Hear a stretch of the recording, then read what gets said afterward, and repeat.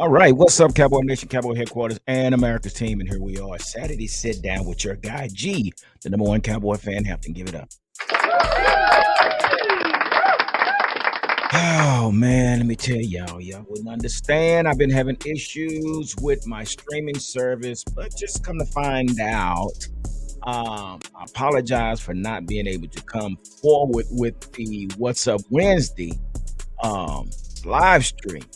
And I got on here and got ready to do what needed to be done to set up and engage with all the subscribers and all those that follow.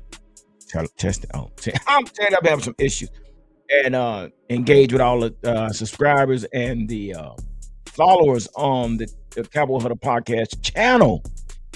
And lo and behold, I went to set up and everything. Come to find out, my subscription had ended.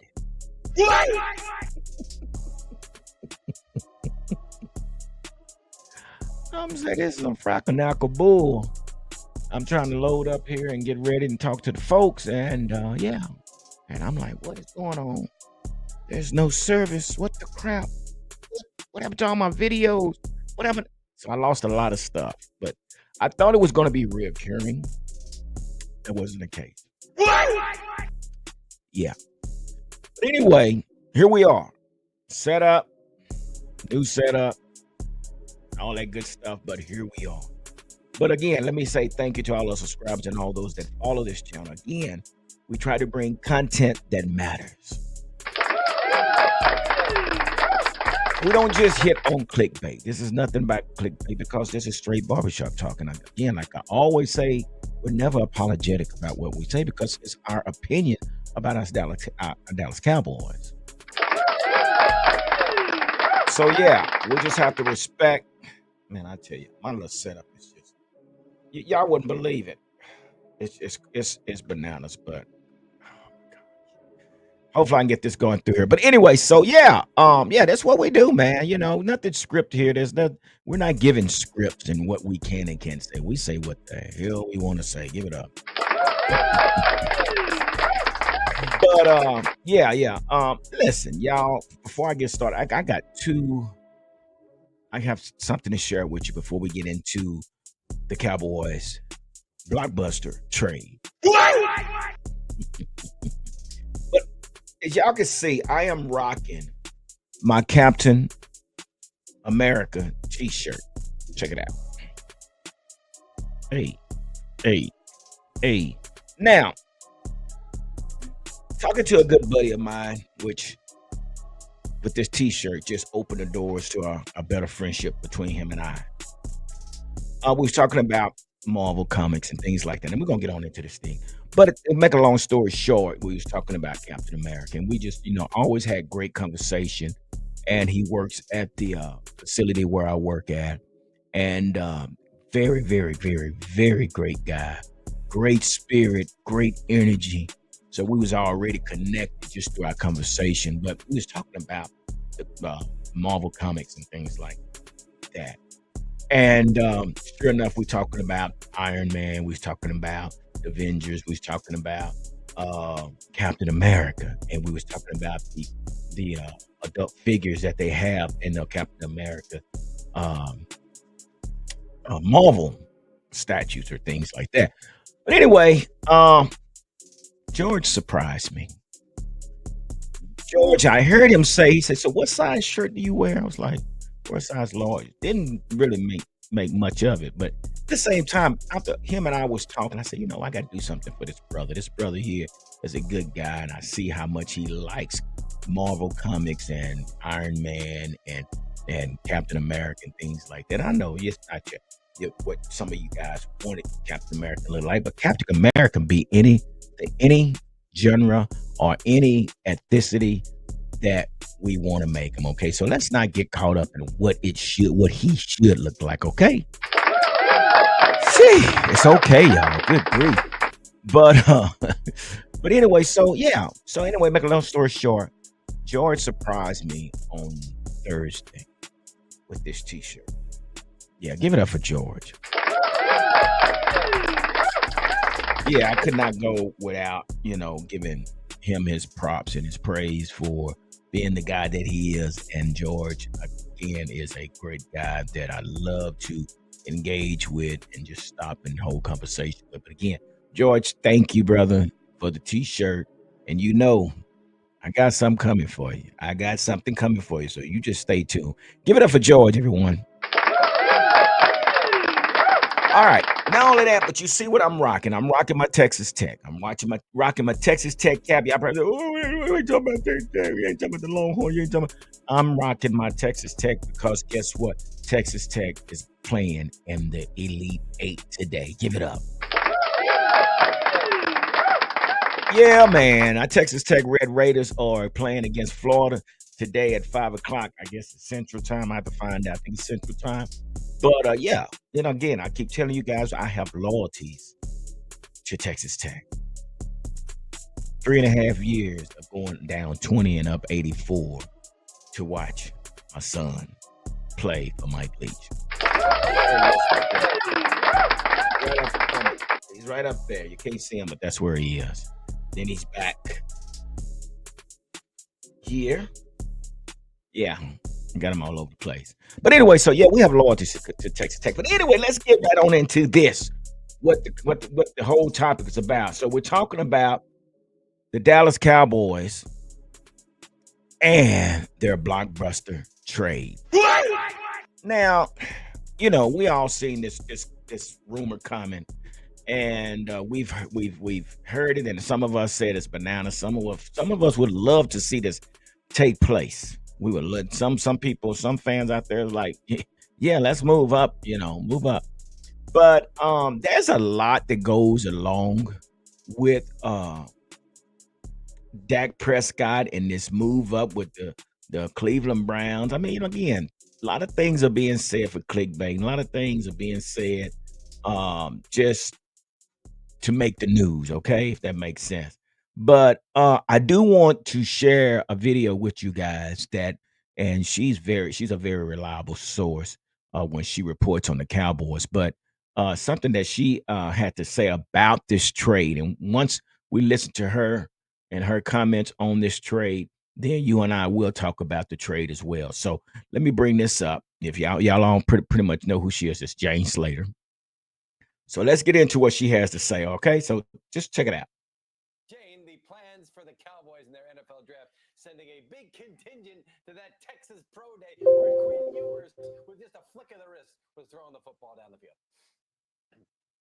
Yes, and let's also not get ahead of ourselves because we're talking about a quarterback, Quinn Ewers, who had a nice pro day down there at Texas. But then there were all these ridiculous rumors on the internet today that the Cowboys were somehow engaging in a trade with the Cleveland Browns for Dak. I can tell you guys, a lot of people wonder why I chase these down. The one thing I would say is you never know.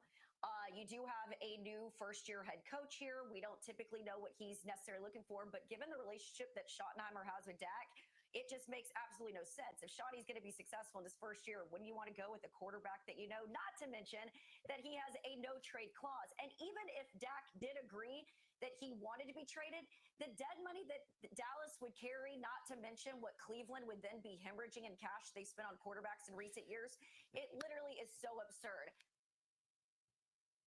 So let me pause this. So again, you've heard it first. You heard it first. Give it up for Jane Slater. Number one, we have to look at basically the relationship Brian Schottenheimer and Dak has. Okay. And then number two, we have to look at, like she said, the no trade clause. He has a no trade. I mean, Todd France, Dak's agent, really put the business on Jerry Jones. I mean, for a 4th-round draft pick quarterback, you would think Dak was a 1st-round draft quarterback. Give it up. Some of you might like it, some of you may not like it, but Todd France hooked Dak up in a way that he has the total power of the Dallas Cowboys. So, and then all of that, but you got to talk about the salary cap space that all this creates, and the money baggage that comes with it, with the Browns and then the Cowboys. It's just too much to I don't know who came up with this idea, but no, there's not going to be a Cowboys blockbuster trade. It's not going to happen. It's just too much. And if this were to happen, this really tells me that our front office is definitely out of the loop with the NFL, with the organization, with everything if they would have to even pull something off like this. But again, there's too many cons versus pros for Dak to get traded to the Browns and we take the second pick to bring in Shador Sanders. Now, I know a lot of us are saying, why not? But again, there's just too much baggage. But let me say this here. As a content creator, I must say that that where we are with Dak and the money that he has been paid, with the lack of uh, research or study, or the lack of whatever it was with the front office to pay Dak all this money and not knowing what we're going to get. We saw what happened last year, and it's a possibility that it might happen this year. We don't know what we're going to get from Dak. We don't know. We just don't know. But we know one thing: Dak would not be running the RPO. We know that Dak would not be running out that backfield, taking off down the field. No, that's not going to happen. So this what happens has happened. I'm sure that now Brian knows that he's going to have to, along with Connor Riley, along with Clayton, what's Clayton? Clayton Adams. They know they're going to have to create an effective run game to take the passing game off of Dak. They're going to have to create a dominant run game to where it opens up the passing game. Now, what you mean? What you might ask me? What do you mean by open up the passing game? In order to open up the passing game, your running game has to be so dominant that they have to put an extra man in the box to stop the running game. This is something that they did once before when they had Zeke in his early years. Zeke was such a threat that they had to put an extra body down in the box to stop the running game, which opened up the passing game. So Clayton Adams and what's his name, Connor Riley and Brian Schottenheimer, they know that in order to make things right for Dak, they're going to have to open up a great running game in order to be successful in the passing game. Not only that, but with that being said, Brian has to understand that he's going to need a big X receiver to complement CeeDee Lamb. It's just, I mean, the passing game doesn't work unless you have double threats on the outside on your offense. So, again, once this draft takes place, we have to see what's going to take place. But again, going back to this quarterback. Now, yeah, I know a lot of us are saying that, man, I would trade Dak for Shador. Why not? Why wouldn't you trade Dak for Shador? Now, let's get into this conversation. You say, well, he's unproven. No, he's proven. He's proven. They have him ranked in the first round. They have him in the top 15 picks. So I know a lot of us are saying, well, he's not proven. Well, we know what do we have with Dak? Somebody answer that. What do we have with Dak? I'll wait. I'll wait. Somebody tell me, what do we have? People are saying, well, I wouldn't trade Dak for Shador, but we know, well, yeah, we know what we got with Dak. Absolutely nothing. Now I know a lot of you guys probably not like that, what I just said, but again, this is my opinion about where we are. So we don't know. And now here we go into 2025, still not knowing what we're going to get from Dak. Dak had a serious injury, and he probably won't be ready until week 1. Yeah, he probably won't be ready till week 1. And will we get 17 games out of Dak? Or will we only get 3 games out of Dak? Now, I say that to say this. In the land of the unknown and not an uncertainty about Dak Prescott, Now we know we have Will Greer as our backup quarterback. Unproven. Unproven. Will Greer is unproven. But a lot of people are okay with that. But here is my take on this. And I said this in previous videos. We have to consider drafting skill players early in the rounds in 2025. This is the year that you have to draft a quarterback. Yeah, this is the year that you have to draft a quarterback because, again, the uncertainty of that. But if you think Will Greer, just like we thought Cooper Rush, Trey Lance could take us to the promised land, no. Again, I like Dak, but Dak is a 4th round draft pick. And there's a difference between a first round and a 4th pick. I know what people are saying, well, but that's because it's DWI and things like that. Maybe so. But again, Dak has had 8 years to prove that he is worth the money that he has received. 3, 12, and 5 seasons is great, but it's not the Super Bowl. Okay. And the last time we won a Super Bowl is when we drafted a first round draft pick quarterback. So we have to kind of think, is it time to draft a quarterback early? Not necessarily saying it had to be the first round, but personally, me, myself, yeah, I would draft a quarterback in the 2nd round. Why not? And if I could move back in the first round to get an extra 2nd round, I win. I win. Cowboys win. So that would be the focus that I would be working towards this season. But because not knowing what we're going to get from Dak, you better have somebody behind Dak that is going to be able to pick up where he left off and do better. Now, again, yeah, this trade is not going to happen. It's not going to happen at all. That's not going to happen, and I understand. But there is a way that you can work around this. And I've gave you three names of quarterbacks that's out there. I told you about what is Brady Cook from Missouri. I told you about Seth Hennigan from University of Kentucky, and I told you about Jackson Dart, which I doubt if he's available, but these are proven quarterbacks in their early round draft picks. So again, do yourself a favor. Put you somebody in position to step in just in case Dak doesn't make it through the full season. There's no veteran quarterbacks out there that you can bring in here that's going to take us to the promised land. It's not one. So again, just my opinion, I think we should at least consider drafting a quarterback in the 2nd round. Hopefully, we can get 2 2nd-round picks and find us a quarterback, which out of the 3 that I just named, or if there's somebody else, that's fine. But they have to be proven. But again, and what this does, this helps the brand. If Dak goes down, and God forbid that he does, but you have this young quarterback, that's your future. Okay.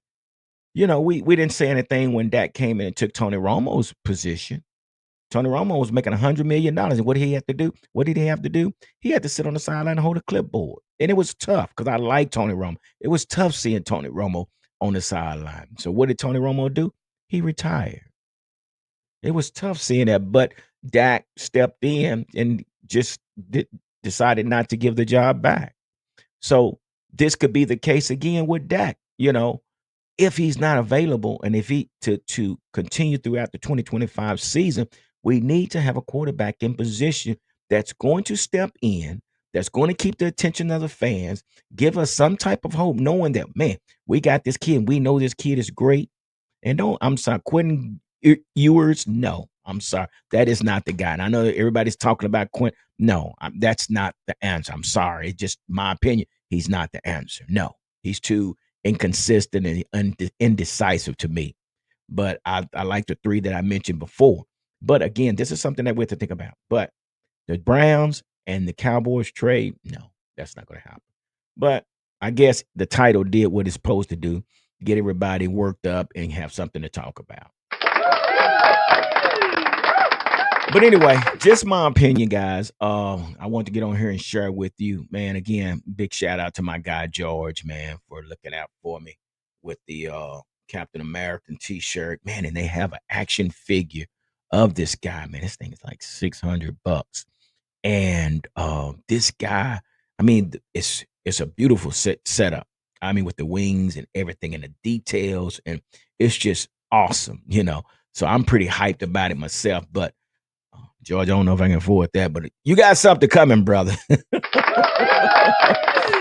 But again, big shout out to George, and also let's wreck 'em Tech as they play today. And again, guys, thank y'all, man. Once again, man, do me a favor, make sure you hit the like button right now as we speak, and let's continue to add the rhythm to focus on the Cowboy Huddle podcast and with our content, and also share this video and leave a comment what you guys think. Should we draft a quarterback early, or should we focus on something else? Or do you have enough faith in Dak that he'll make it all 17 games? But I want to hear from the subscribers. I want to hear from you guys. You guys tell me what you guys think about this situation. But we know that there would not be a blockbuster a trade between Dak, the Cowboys and the Browns. So again, hey guys, thank y'all, man, for stopping through. Again, y'all make sure y'all have a great weekend. Be careful out there, be safe, and continue to be blessed. It's your guy G, the number one Cowboy fan. Deuces.